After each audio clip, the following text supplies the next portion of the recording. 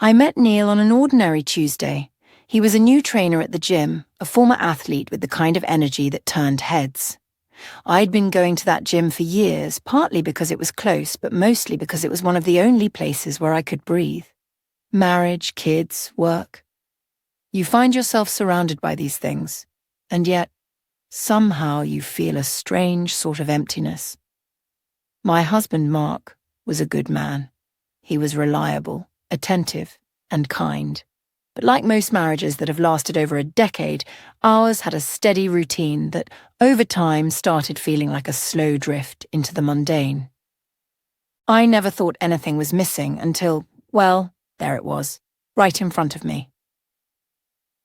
Neil was different from Mark in every way. He was younger, spontaneous, and had a way of looking right into your soul. One session turned into 2, then 3, and then I couldn't stop going. We started working out together early in the mornings when the gym was nearly empty before the rest of the world had even woken up. The workouts became more intense, and so did our connection. So it started out innocent, conversations about life, fitness tips and laughs, but that connection turned into something electric. One morning, as he was showing me a new routine, our hands brushed. It was a small, almost insignificant gesture, but in that touch, I felt something I hadn't felt in years. Forks. Over time, the emotional boundary I'd sworn to uphold slowly dissolved. We started texting, first about workouts, then about deeper things, his aspirations, my disappointments, the things that kept us up at night. It felt safe at first, like a hidden garden we both could escape to. But with each message, with each look, I could feel myself slipping into something dangerous. The first time it happened, I told myself it was a mistake. It was late, and he had stayed to lock up the gym after a class I'd stayed for, giving me an excuse to keep lingering. We were alone. The air felt thick with something unspoken until I finally let my guard down and allowed myself to fall into him. I told myself it was a one-time thing, a weak moment. But it wasn't. We kept meeting, sometimes in the early hours before anyone was awake, sometimes in the brief space between a training session and the rest of our day.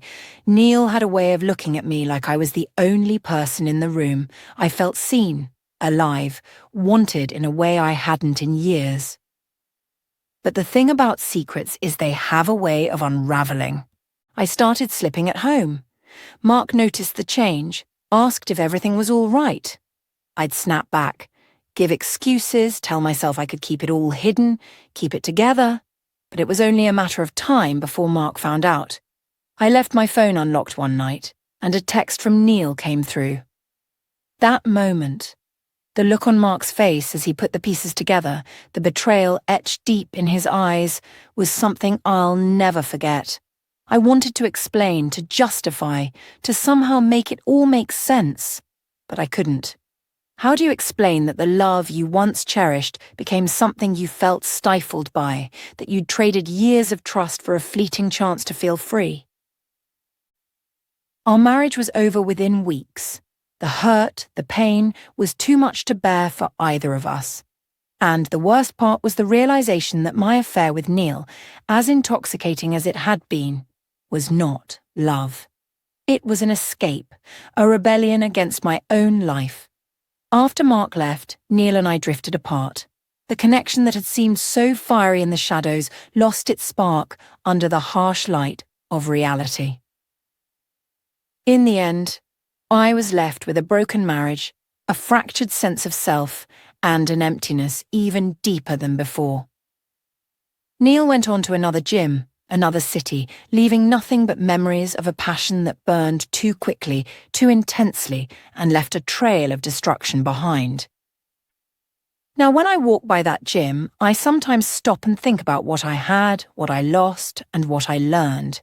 Sometimes, the things we chase to make us feel alive are the very things that bring us down.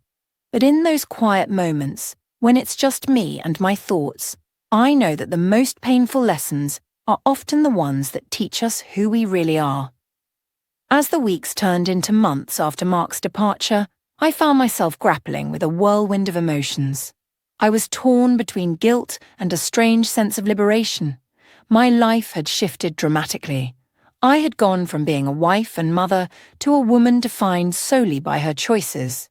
Each day felt like a new landscape of regret, and yet there was also a faint whisper of hope, an urge to rediscover who I was beyond the roles I had played for so long. The gym became a different space for me. I'd walk in, half expecting to see Neil's familiar smile, only to be greeted by the indifferent faces of new trainers who had no idea of my story. I avoided the weightlifting area where we used to train together, instead sticking to the cardio machines where I could sweat away my thoughts and try to find some semblance of clarity. But clarity was hard to come by. With every step on the treadmill, memories of Neil flooded my mind. I remembered the way he would challenge me, pushing me to my limits, his voice firm yet encouraging.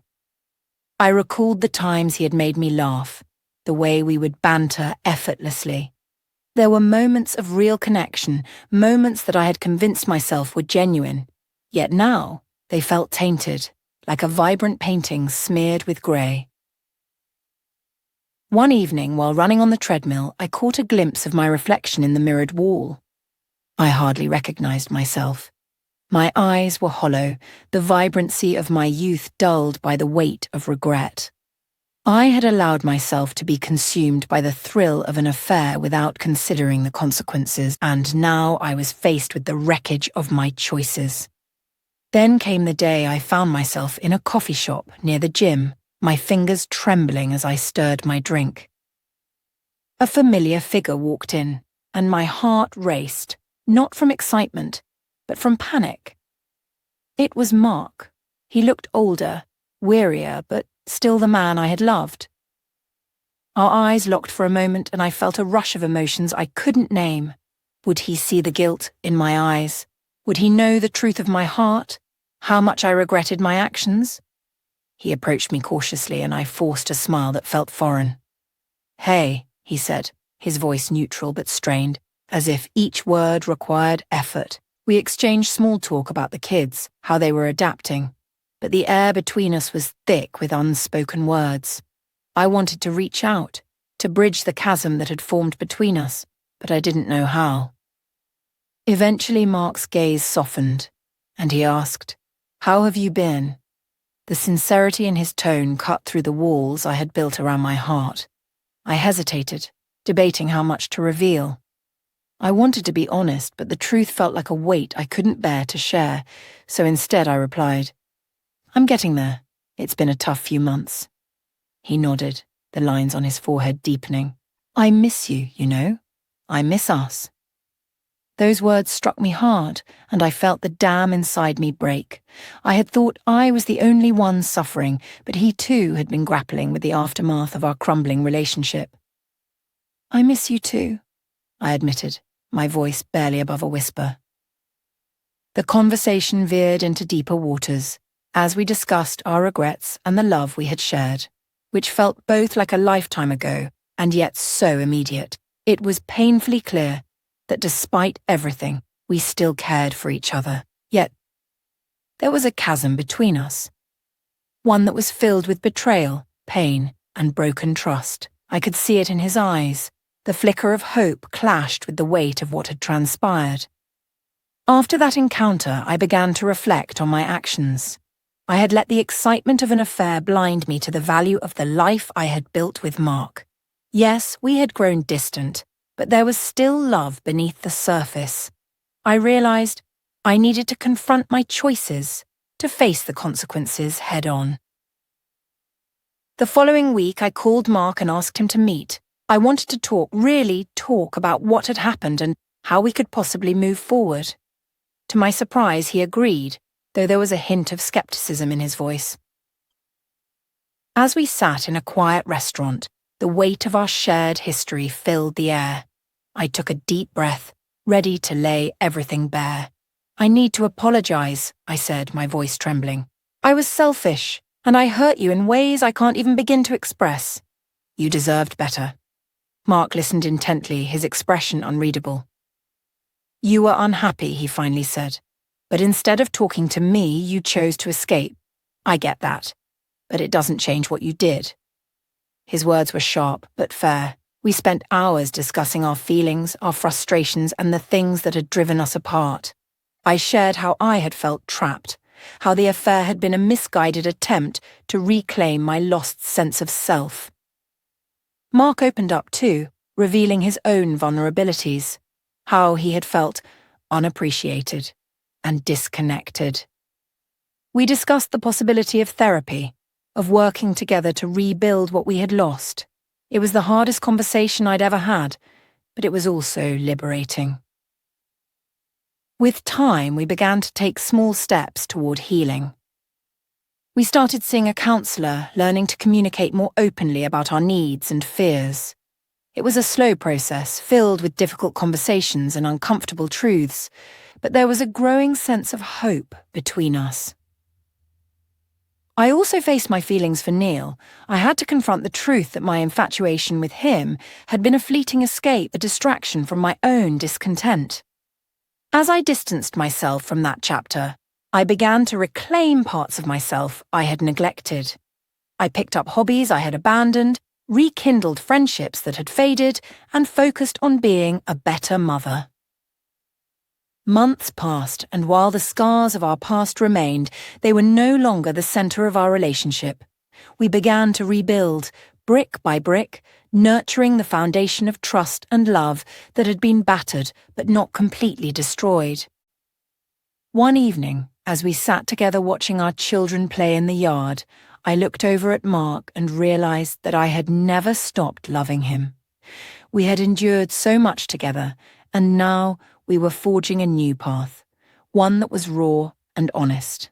I felt a surge of gratitude for the second chance we were creating. In that moment, I understood that while I had taken a detour, I had also learned invaluable lessons about love, commitment, and the importance of communication. I had walked through the fire of betrayal, emerged scarred but stronger, and had come to appreciate the beauty of a relationship rebuilt on honesty and understanding. As we sat there, laughter ringing in the air, I knew that our journey was far from over. There would still be challenges ahead, but I was ready to face them with Mark by my side. The love we shared was not the same as before. It had been transformed through pain and growth, but it was real, and it was ours. In the end, life is a tapestry woven from choices and consequences. I had stumbled, fallen, and found my way back, not just to Mark, but to myself. The affair had changed everything, but it also led me to rediscover the value of the love that had always been there, waiting for me to see it again. And so, as I looked towards the future, I held on to hope, knowing that sometimes the most profound transformations arise from our deepest failures. As the months passed, the delicate process of rebuilding our marriage became an integral part of my daily life. Therapy sessions were filled with raw emotions, and every week we peeled back another layer of our relationship. At first, it felt awkward and forced. It was as if we were strangers trying to relearn each other after years of unspoken grievances and emotional distance. But with every session, we discovered forgotten memories, shared laughter, and tears that had long been bottled up.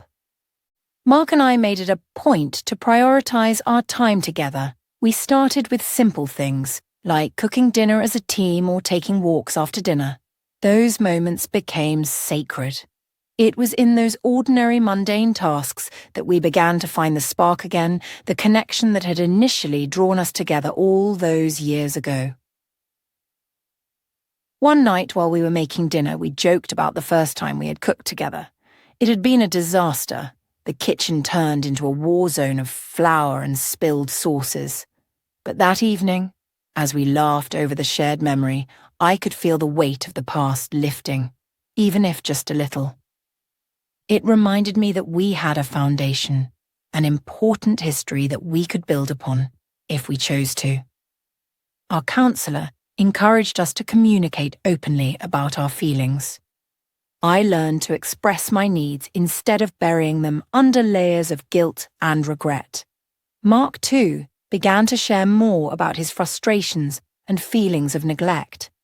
It was challenging, but we soon realized that these honest conversations were healing our bond. We were no longer just a couple. We were partners. Navigating the complexities of life together. One weekend, we took a short trip to the coast, a place we had often visited when we were newlyweds.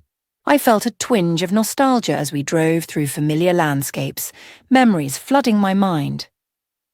As we strolled along the beach, hand in hand, I looked into Mark's eyes and saw a glimmer of the man I had fallen in love with all those years ago.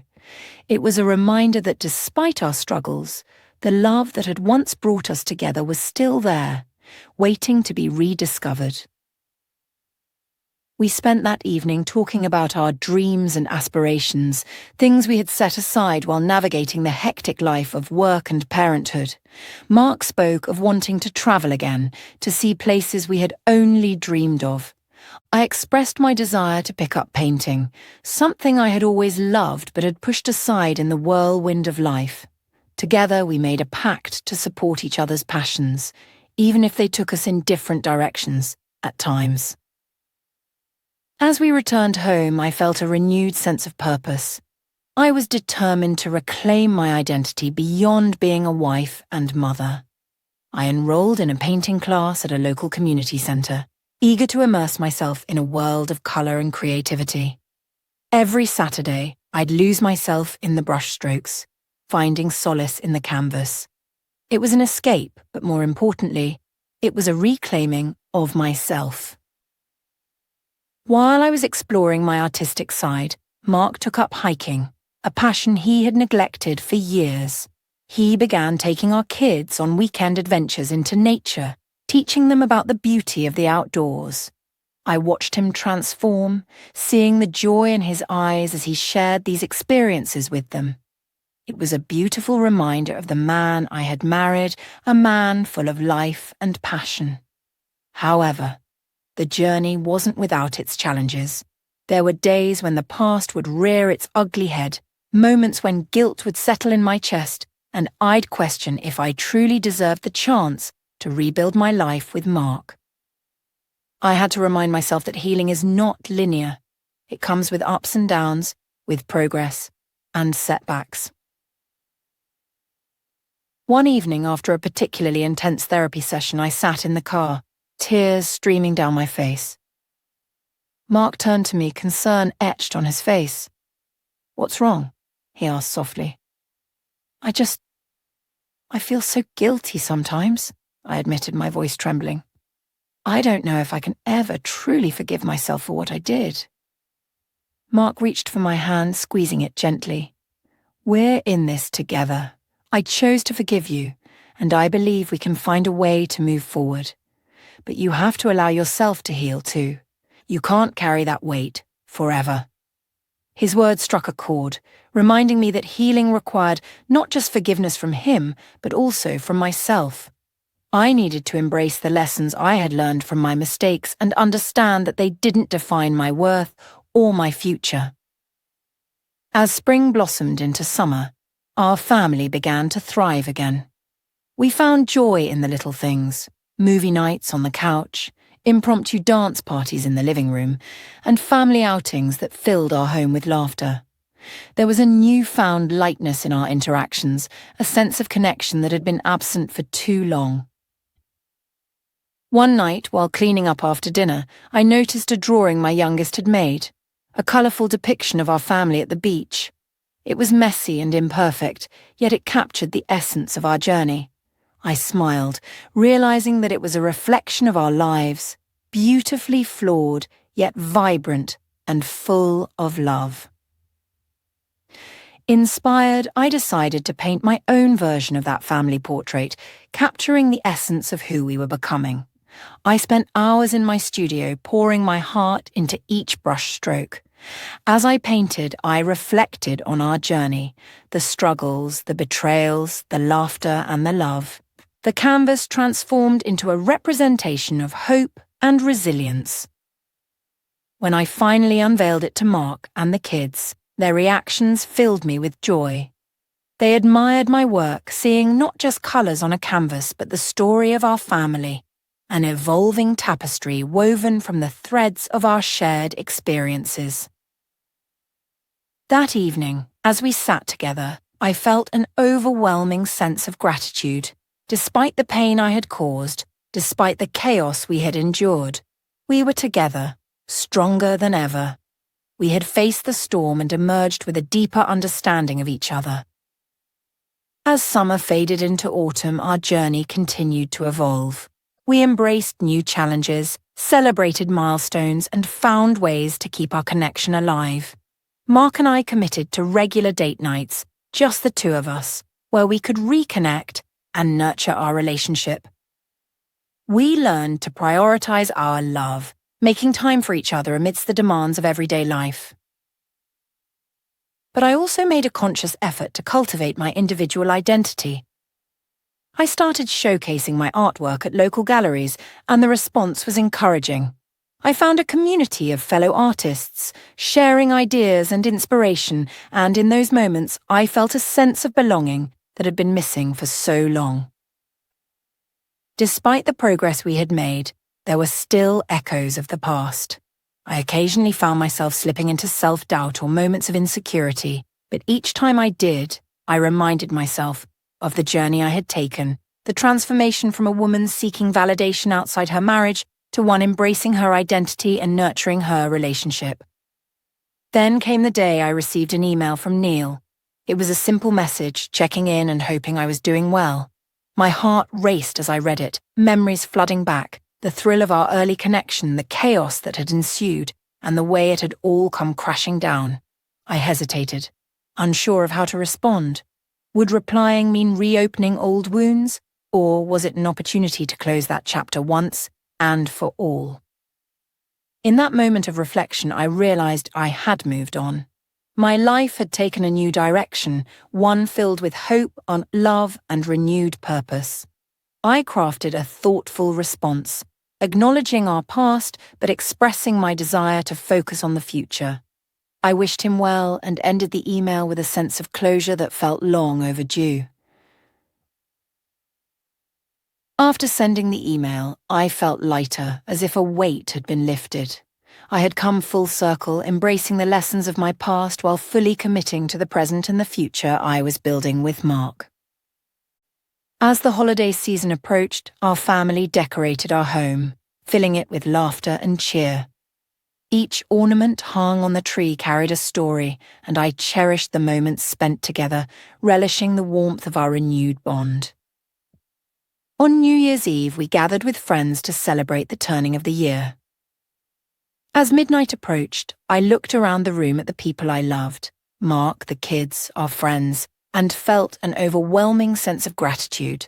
I had weathered a storm, learned hard lessons, and emerged stronger, more resilient, and more deeply connected to the people who mattered most. As we raised our glasses for a toast, Mark leaned in, his eyes sparkling. "Here's to new beginnings," he said, his voice steady. "And to love," I added, feeling the truth of those words resonate within me. In that moment, as the clock struck midnight and confetti rained down around us, I knew that we were embarking on a new chapter. One filled with possibilities, growth, and a deeper understanding of love. I say go. The journey was far from perfect, but it was ours, a testament to the strength of the human spirit and the power of forgiveness. And as I embraced Mark, I felt a sense of peace wash over me. We had chosen each other again, not out of obligation, but out of love, commitment, and the desire to build a life that was richer and more meaningful than before. As the new year unfolded, Mark and I found ourselves basking in the glow of renewed affection and understanding. We made a promise to each other to keep communication open, ensuring that we addressed any issues before they could fester into something bigger. It wasn't always easy, but we were committed to rebuilding our foundation. In February, we decided to take a weekend trip to a cozy cabin in the woods. We needed a break from our daily routines, a chance to reconnect without the distractions of work and responsibilities. As we drove through the snow-dusted landscape, the tension from the past seemed to melt away with each mile. The cabin was quaint, nestled among towering pine trees and surrounded by a blanket of white. As we settled in, I could feel the weight of the world lifting off my shoulders. It was as if the isolation of the woods provided a sanctuary where we could explore our relationship in a more intimate setting. That evening, we lit a fire and curled up on the couch, the warmth enveloping us like a comforting embrace. With glasses of wine in hand, we shared stories and reminisced about our early days together. I noticed the flicker of light in Mark's eyes as he recounted the day we first met, his laughter echoing against the wooden walls. It was a reminder of the joy that had drawn us together in the first place. As the fire crackled, I felt a wave of emotion wash over me. "I'm so grateful for this," I said, my voice thick with feeling. "For us, for the chance to start over." Mark turned to me, his expression serious yet soft. "We've come a long way, but I want you to know that I'm still learning to trust again. It's going to take time." I nodded, understanding the complexities of his feelings. "I get it. I'm working on myself too. I want to be better, for you, for us, and for our kids." We talked late into the night, discussing our hopes for the future and the dreams we had set aside. We made plans to travel more, to show our kids the world, and to foster a sense of adventure in our family. It felt like a new beginning, a fresh chapter filled with possibilities. The next day we decided to go snowshoeing, eager to embrace the winter wonderland outside our cabin. As we trudged through the pristine snow, laughter echoed around us, mingling with the crisp air. It was a joyous reminder that we could still have fun together, even amidst the trials we had faced. We spent the day exploring, taking in the breathtaking views and capturing moments with our camera.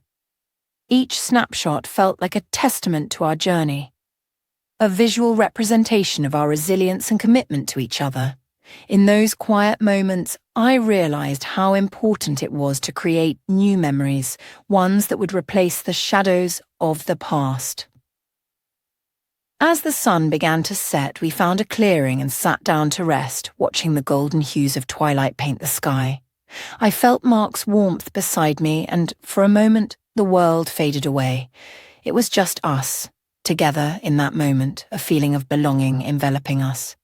"I love you," I whispered, the words carrying the weight of everything we had been through. "I love you too," he replied, his voice steady and reassuring. "I want to keep moving forward.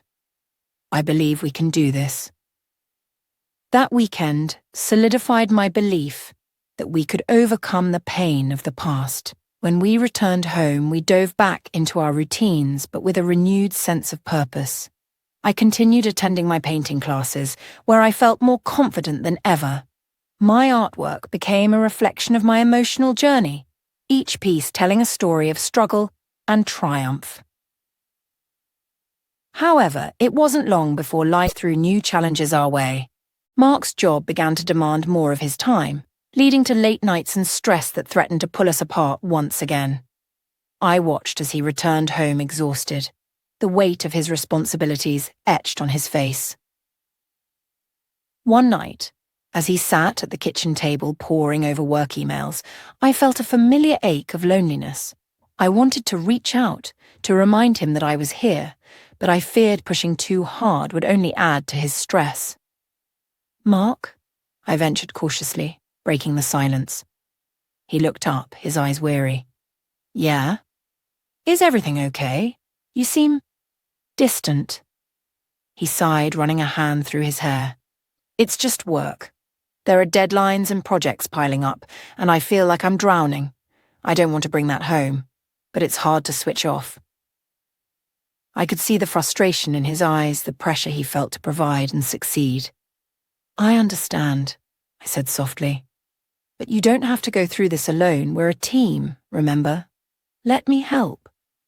He nodded, grateful for my support, but still trapped in his own struggles.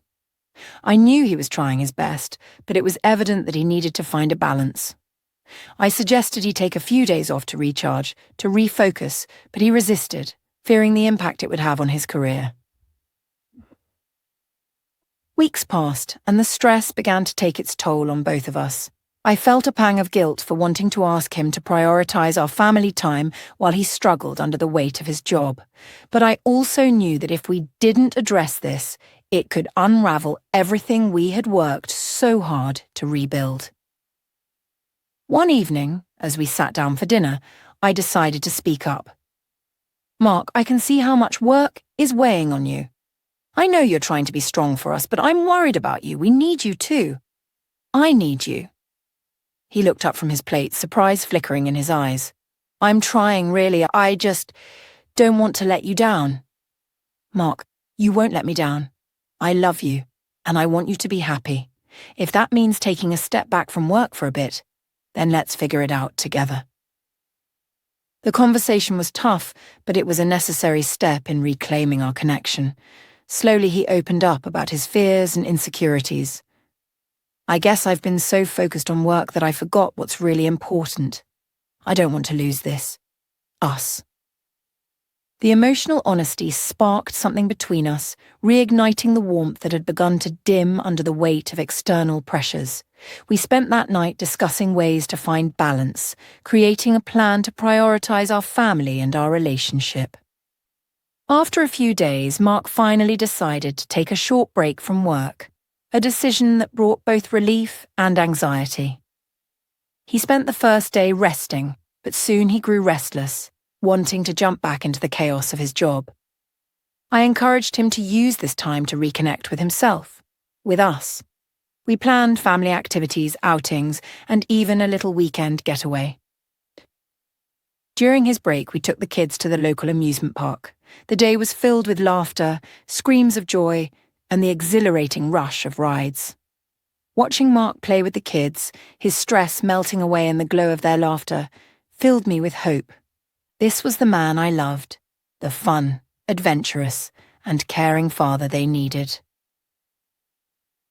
As summer rolled into full swing, our family dynamic began to shift positively. We prioritized weekend trips, hikes, and family game nights, creating a rhythm that felt healthy and fulfilling.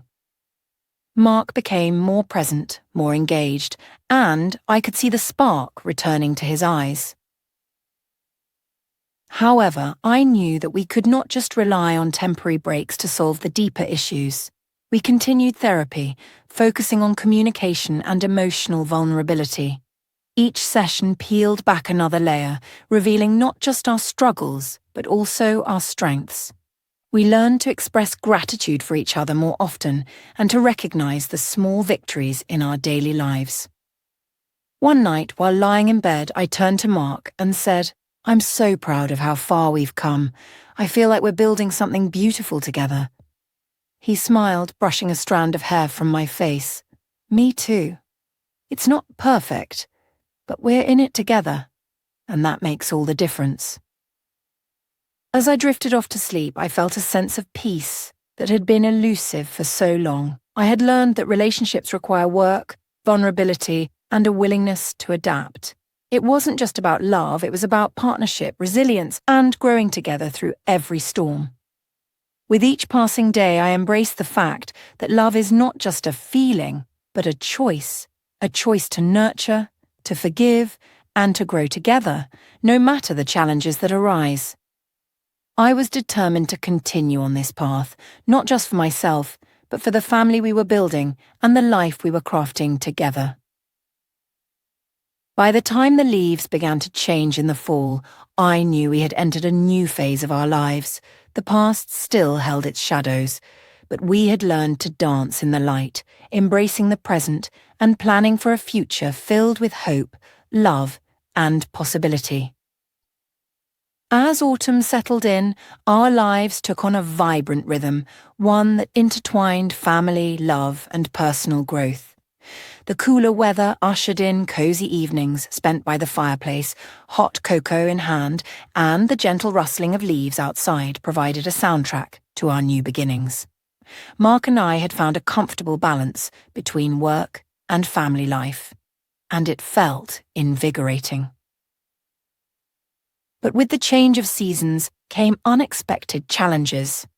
One crisp Saturday morning, as we prepared for a family outing to a local pumpkin patch, Mark received a phone call that would disrupt our newfound stability. His expression shifted as he listened, the colour draining from his face. I watched as he covered the receiver and whispered, "I have to take this. It's work." I felt a knot tighten in my stomach. He had just taken a break, and the last thing I wanted was for work to intrude on our family time again. I nodded, forcing a smile, and turned to the kids. "Let's get our jackets on, okay?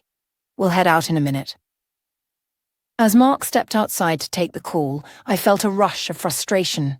It was as if the shadow of his job was looming over us again, threatening to eclipse the joy we had built. I reminded myself of how far we had come, but a part of me couldn't help but worry that the weight of his work would pull us back into old patterns. When he finally re-entered the house, the look on his face told me everything. "I'm sorry, but I have to go in. There's a crisis at work that I need to handle," he said, his voice filled with regret. I felt a mix of disappointment and anger rise within me. But we were supposed to spend the day together as a family. "We talked about this," I replied, trying to keep my voice steady. "I know, and I'm sorry," he said, running a hand through his hair, frustration etched on his features. "But I can't ignore this. It's important." I took a deep breath, fighting to contain my emotions. "I get that work is important, but so is our family. We finally had a chance to enjoy some time together. It feels like you're choosing work over us again." Mark's expression hardened, and I could see the tension rising. "That's not fair. I'm trying to make this work, and you know how hard it is for me to balance everything." The words stung, and I immediately regretted raising my voice, but I knew this conversation was necessary. "I just want to know that when you're home, you're really here with us. I don't want to go back to where we were before." He sighed, running a hand over his face. "I don't want that either. I'm trying. I really am."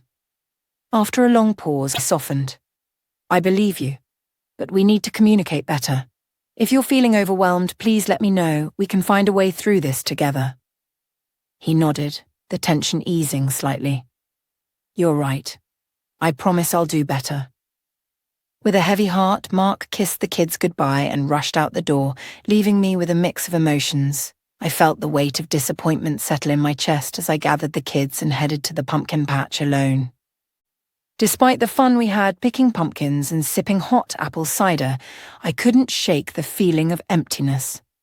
I tried to engage with the kids, laughing and enjoying the day, but a part of me longed for Mark's presence. That evening, as I tucked the kids into bed, I felt an overwhelming sense of loneliness. When Mark finally returned home, I could see the weariness etched on his face. "I'm sorry for missing the pumpkin patch," he said, pulling me into an embrace. I tried to muster a smile, but I felt distant. "It's okay, we had fun, but it would have been better with you." He pulled back, looking into my eyes. "I know. I promise I'll make it up to you. I'll take a personal day this week just for us." His words were comforting, but I couldn't shake the feeling that work would always be a looming threat over our relationship. We spent the rest of the evening in silence, the unspoken tension hanging in the air. The following week, I decided to reach out to my therapist for guidance. During our session, I poured out my frustrations about Mark's work commitments and the fear of slipping back into old patterns. "I don't want to feel like a single parent again," I confessed, wiping away tears. "It's exhausting, and I just want us to be a team." My therapist listened attentively before offering her insights. "It sounds like you're both navigating a delicate balance. It's important to set boundaries together and communicate your needs clearly. What do you think you need from Mark right now?" I paused, reflecting on her question. "I need him to be present, to show me that our family is a priority. I want him to understand that I'm here to support him, but he has to meet me halfway." "Perhaps you could express this to him in a way that emphasizes teamwork rather than criticism," she suggested gently. "Focus on how you can both create a space where you can thrive together." Her words resonated, and I felt a spark of hope. That evening, I decided to approach the conversation differently. When Mark came home from work, I invited him to sit down with me. "I've been thinking about our earlier conversation," I began, choosing my words carefully. "I realised that I might not have expressed myself the best way. I understand that work can be demanding, but I need to feel like we're a team, especially when things get tough." Mark listened, nodding. "I get that. I want to be there for you and the kids. I don't want to be absent." "Maybe we could set specific times to check in with each other about how we're feeling," I suggested. "That way we can both share what we need without feeling overwhelmed." "I like that idea," he replied, relief washing over his features. "Let's make it a point to have weekly check-ins. We can also schedule family activities that we both commit to."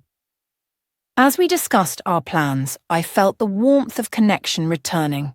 We both recognized that communication was essential, and it was a reminder that our relationship required ongoing effort. In the following weeks, we implemented our check-in sessions. We dedicated Sunday evenings to discussing our week, what worked, what didn't, and how we could support each other better. It became a safe space for us to voice our needs without fear of judgment, and it helped reinforce the partnership we were striving to build. As winter approached, our family embraced the holiday spirit with enthusiasm. We decorated the house together, creating a beautiful display of lights and ornaments, each holding a memory of our journey. The kids' laughter echoed through the halls, and I found joy in the small moments of togetherness. However, as the holiday season ramped up, Mark's work demands intensified again. He faced new challenges that required long hours and dedication. I felt the familiar pang of anxiety creeping in, but this time I was determined to stay proactive. One evening, after putting the kids to bed, I found Mark at the kitchen table working late again. I walked over, placing a hand on his shoulder. "You've been working so hard lately. I appreciate it, but I miss you. Can we take a break, just for tonight?" He looked up, guilt flashing across his face. "I know, and I'm sorry. I'm just trying to finish this project before the holidays. Let's take a moment together. We can enjoy a cup of tea, watch a holiday movie, just for an hour. I promise I'll give you space afterward." Mark hesitated, but eventually nodded. I made us both tea and we settled into the living room. As we sipped our drinks, I felt the tension in his shoulders begin to ease.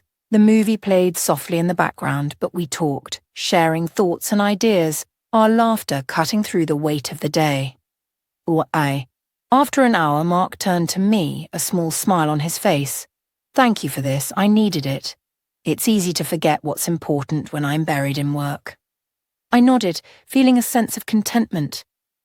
We all need to be reminded of what matters. You're important to me and the kids, and I want you to know that it's okay to take breaks.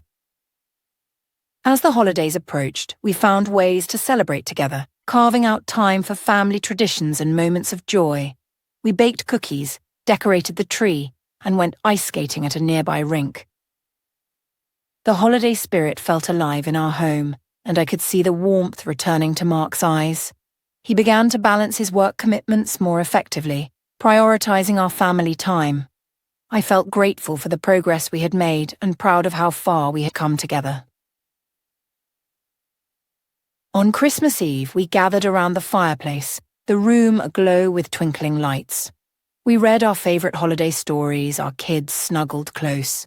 In that moment, I felt a wave of gratitude wash over me, a sense of peace that I had longed for during our darkest days.